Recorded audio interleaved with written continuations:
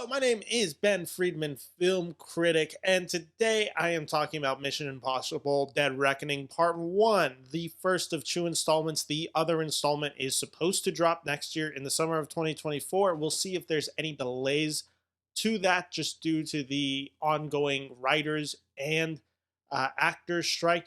But today I'm here to focus in on Dead Reckoning Part 1, which is the seventh installment in the Mission Impossible series. You see faces like Tom Cruise, Simon Pegg, Ving Rhames, returning along with Rebecca Ferguson. You also have new additions, including Hayley Atwell, who's famously from the Captain America movies. You also have Pom Klementieff, I believe. I don't know how to pronounce her name. I am sorry.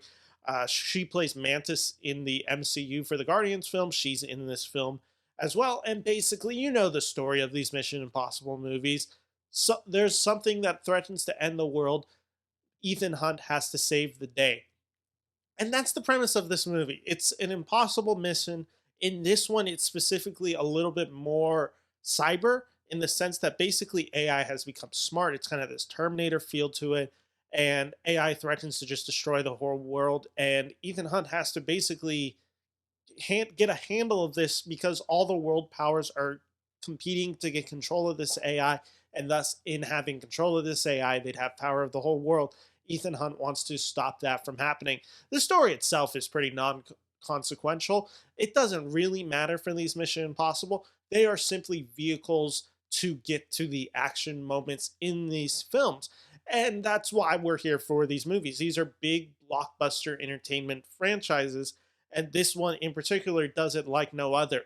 As they have been for the past few installments, the thing that makes Mission Impossible work so well is Tom Cruise. It's the Tom Cruise-ness of it all. He is such a great blockbuster star. He's such a good movie star where nobody portrays a character quite like no one portrays a character quite like Tom Cruise does. That's not to say that Ethan Hunt is this incredible range of like acting performance.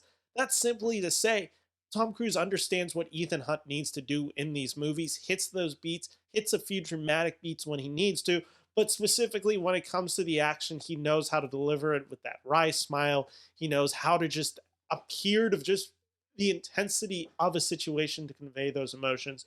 There's like 10 stunts in this movie that Tom Cruise performs that are absolutely insane. One of my favorite ones is this stunt that involves driving in Rome. It's a really impressive one. There's that trailer shot where he's flying off the cliff. Let me tell you, in the movie, that is a very startling shot. They only show a clip of that scene in the trailers, kind of just the hook of that trailer. In the movie, it is a legitimate like 15, 20 seconds where the audio just kind of cuts out and you're just kind of left astonished at what Tom Cruise is doing. That's what these movies have become, and I really like them for that. It is just Christopher McQuarrie, like very few other action directors currently working right now, understands how to use big stunts, big story beats to convey a movie and to basically lift up the script. This movie is 2 hours and 45 minutes long. It feels a little long, especially in the beginning. There's this opening act that takes place on a submarine. I personally didn't really buy into any of the emotion of this film. I thought it started slower, especially with the past few films have started with really big stunts. Rogue Nation starts with the plane stunt, which was one of the big stunts out of that movie. Fallout starts with another very similar stunt. And to have Tom Cruise kind of not appear in this film for like the first 10 to 15 minutes is definitely a choice. It does kind of ground the world in what's going on and make the action real. And then when Ethan Hunt finally shows up on screen, it's really well executed. This McQuarrie is such a good pacer of action.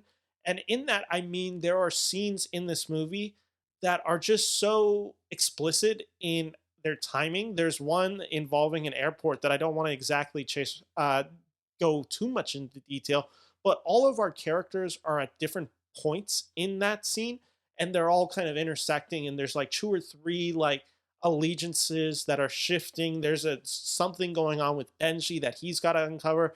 It's this kind of just like 20-minute like crock pot stewing of just tension that just brews to a really good point.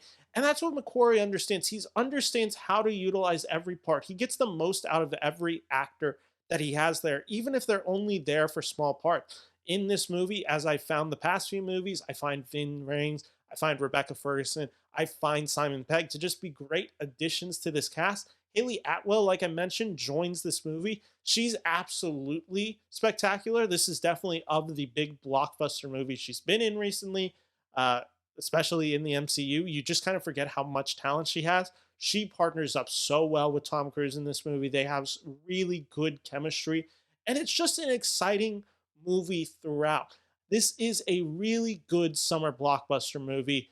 You don't see scale like this. I saw this at IMAX. The sound design is incredible. There is a train sequence that's been very heavily promoted in the trailer. This train sequence sounds incredible. There's just so much technical impressiveness to these movies. I don't know if I like this more than Fallout. I don't know if I like this more than Rogue Nation personally. However, I can say it lives up to those films for sure. So I'm giving Mission Impossible Dead Reckoning Part 1 4.5 out of 5 stars here on the Beneverse Movie channel. Thank you all for watching this review. If you like this video, make sure to like and subscribe to my channel. Thank you so much. Take care and bye-bye.